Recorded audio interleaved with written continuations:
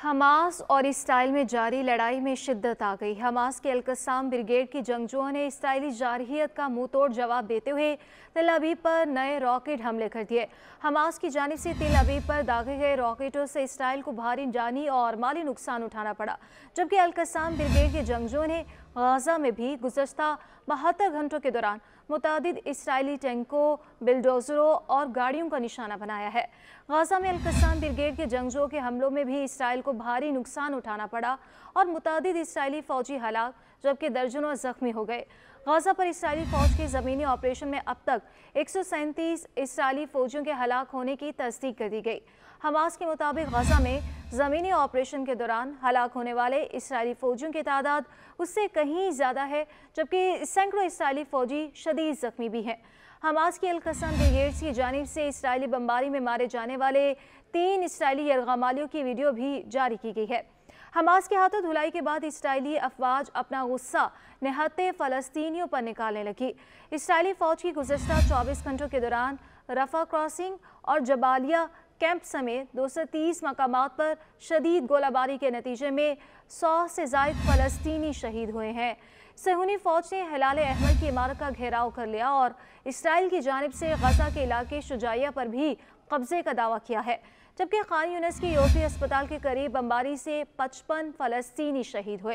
Gaza पर 7 अक्टूबर से अब तक इसराइली बमबारी में शहीद फ़लस्तीनियों की तादाद 20,000 से तजावुज़ हो चुकी है, जबकि 52,586 अफराद ज़ख्मी भी हुए। शहीद और ज़ख्मी होने वाले अफराद में निस्फ़ से ज़ायद तादाद सिर्फ बच्चों और ख़वातीन पर मुश्तमिल है, जबकि इसराइली वहशियाना कार्रवाइयों में लाखों अफराद बेघर हो चुके। गाजा में इसराइली फ़ौज की कार्रवाइयों के दौरान गिरफ्तार फ़लस्तीनियों की तादाद भी 4,500 से तजावुज़ कर चुकी है। गाजा में अमवात की तादाद 1948 से अब तक इसराइल से किसी भी अरब मुल्क की जंग में हुई अमवात से बढ़ गई है। 1967 की जंग में इसराइल ने 19,000 मिस्री, शामी और दीगर अरब शहरियों को शहीद किया था और 1948 में यहूदियों ने खित्ते में पंजे गाड़ते हुए 15,000 फ़लस्तीनियों को शहीद किया था। उधर शुमाली गजा में इसराइल की मुसलसल बमबारी और पाबंदियों की वजह से तमाम अस्पताल गैर फ़ाल हैं। आलमी इदारे सेहत ने तस्दीक की है कि शुमाली गजा में इसराइल की मुसलसल बमबारी, फ्यूल सप्लाई की बंदिश, स्टाफ और सप्लाई ना होने से तमाम अस्पताल गैर फ़ाल हो चुके हैं। फ़लस्तीनी हिलाले अहमर का यह कहना है कि इसराइली फ़ौज शुमाली गजा के जबालिया महाजरीन कैंप में चैरिटी एम्बुलेंसेस को मुसलसल कब्जे में ले रही है।